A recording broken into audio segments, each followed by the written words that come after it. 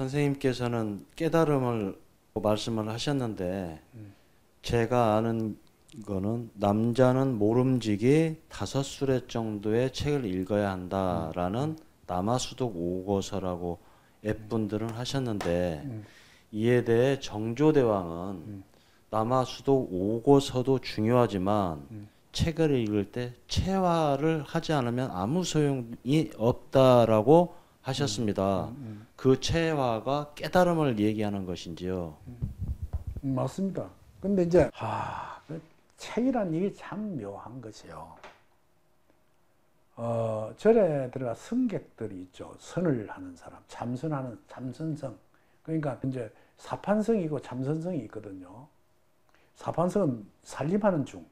예를 들어서 뭐 절주지라든지 재무라든지 이래가 절 살림을 주로 해서 돈을 만지는 성녀가 있고 그런 걸 다 버리고 선방에서 평생 선만 하는 성녀가 있는데 선객들한테 딱 주는 게 뭔 줄 압니까?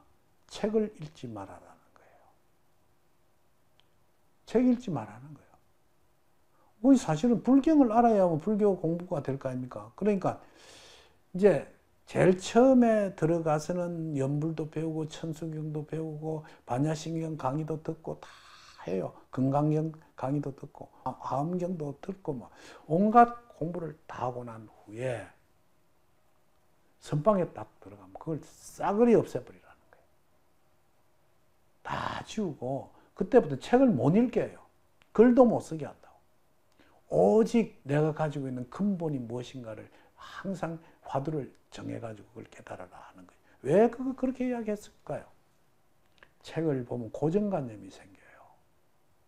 특히 여러분들이요, 저한테 주역 강좌를 들으면서 뭐 다른 주역은 어떤가 싶어서 한번 사서 읽어보세요. 아마 석장, 넉 장도 못 읽을 거예요. 왜 못 읽느냐? 쓰는 사람이 솔직히 자기도 무슨 말인지도 모르고 들고 쓴 거예요, 그게. 저는 그걸 여러 수십 번 경험을 했거든요. 저도 주역 공부를 하면서 얼마나 무수한 책들을 읽고 탐독하고 했겠습니까? 그러면 그런 책을 읽은 사람들이 그 고정관념 속에서 못 벗어나는 거예요. 깨닫기 위해서는 제가 여러분들한테 가르친 것도 지워버려야 합니다. 외우려고 하지 마십시오. 외우려고. 그냥 기록해놓고 읽고 뭐 이런 건 좋은데 언젠간 그것이 새로운 광명의 자리를 쫙 펼쳐주는 시기가 언제인가 하는 것이 제일 중요한 일이거든요. 여러분 꼭 그걸 명심하셔야 됩니다. 부디 이제 깨달음 없는 공부를 하는 것은 주역 공부의 아주 제일 금기사항이거든요. 깨달아야 한다. 그러니까 한 소식 들어야 한다.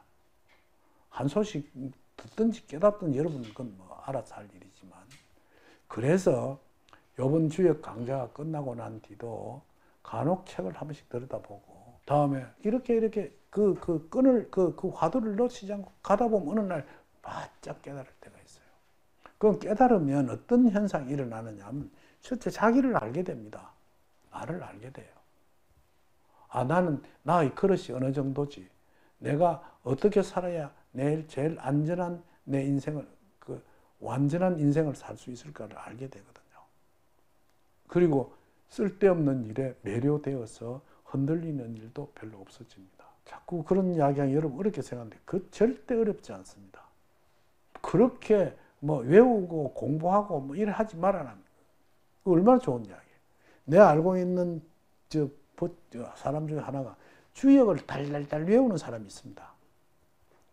그러니까 지금 이 책이 옛날에 이 주역의 원문만 써놓은 거예요. 이게 해석은 없고 이런 책을 몇 권 떨어뜨리는데 어때 서재에 굴러다니는 거 보니 옛날에 공부하던 책이더라고요. 그 앞뒤에 있던 장들은 다 날아가 버리고 껍데기도 다 없어져 버리죠.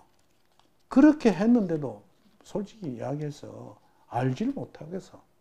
그런데 어느 날 누가 내 기전에다가 원형이정이 이놈아 그게 시간이라는 단 한마디가 내가 가지고 있던 그 어떤 시크릿 가든의 문을 척 열어주는 거예요.